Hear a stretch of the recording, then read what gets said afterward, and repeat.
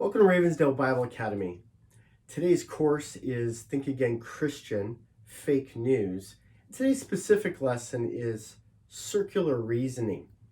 Now, as we continue to study fake news by identifying logical fallacies, circle reasoning is a common logical fallacy that's unfortunately used quite often, and it's really important that you are able to identify kind of the key hallmark or the key indicators of what circular reasoning looks or sounds like. And so let me give you a couple examples of what that is.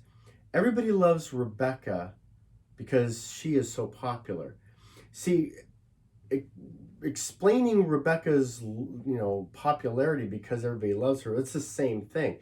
Now, everybody loves Rebecca because she's selfless, because she's sacrificial, because she's giving. Well, that goes to describe and prove with points that Rebecca is a loving person, not just restating everybody loves Rebecca because everybody likes Rebecca. See how that works? Another example would be you must obey the law because it's illegal to break the law. Well, again, that's a given, right? But that doesn't explain why you must obey the law. You must obey the law because there's consequences to breaking the law. There's consequences to disobedience, maybe paying a ticket or serving time in jail or hurting somebody accidentally or unintentionally because you broke the law. So it's important to answer why you must obey the law and then give supporting evidence. Another example is Harold's new book is well written because Harold is a wonderful writer. Well, you can't just say, somebody is a good baseball player because they play baseball good. That's circular reasoning. Okay, you got to give examples. Cite some statistics. Because they hit 40 home runs. They have a 300 batting average. Those then now are statistics that we can verify and compare to other people rather than just restating the same point. Another example would be America is the best place to live because it's better than any other country.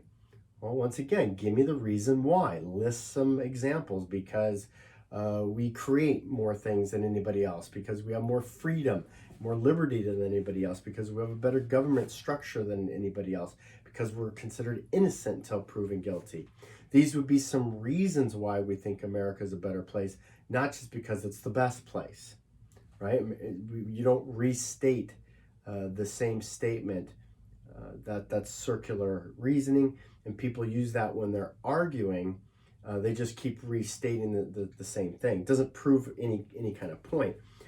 Politicians do this all the time. They'll use it by kind of twisting words, and you don't even understand what they're saying all the time. So here's kind of a funny tile says, we can't answer your questions and you can't question our answers. So we can't question your answers because they can't answer the question. See how that just kind of goes around in circles? If you feel confused, that's usually a good indication that they might be using some circular reasoning to prove their point. Think about it that way, especially when they keep repeating kind of the same phrases. Another example would be using in our debate whether or not we should have a wall on the southern border separating America from Mexico. And so, to make a statement like, our border wall is racist because the Mexican race is on the other side of the border wall.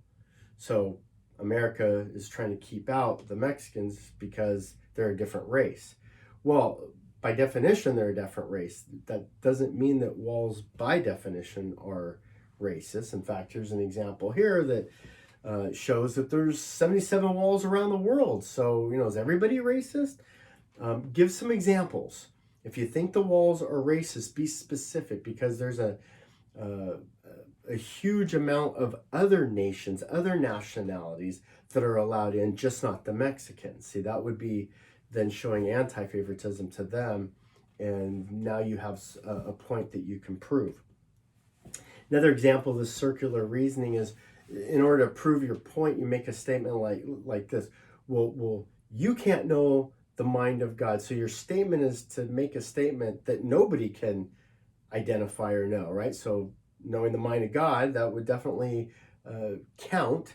And so I can say back to, well, you can't say that because you don't know what God thinks. And you could come back, well, you don't know what God thinks either.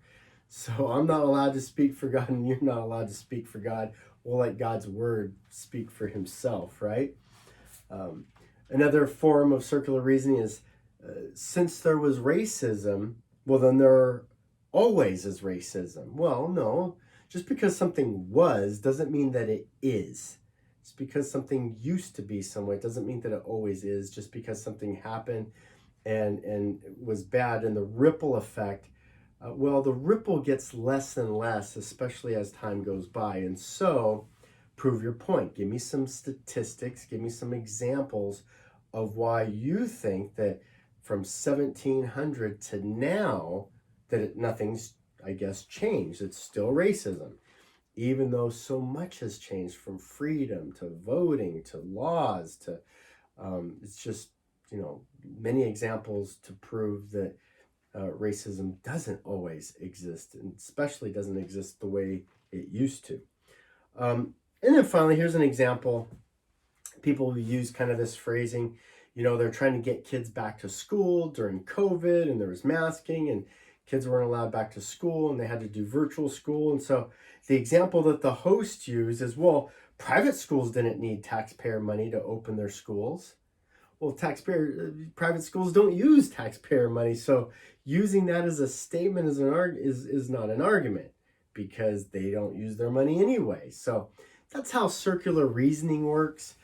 Kind of doesn't go, if you find yourself confused, if you see the same words kind of be using backward and forward, the same statements kind of being that can be used both ways, then you're probably caught up in a circular argument, and that is fake news.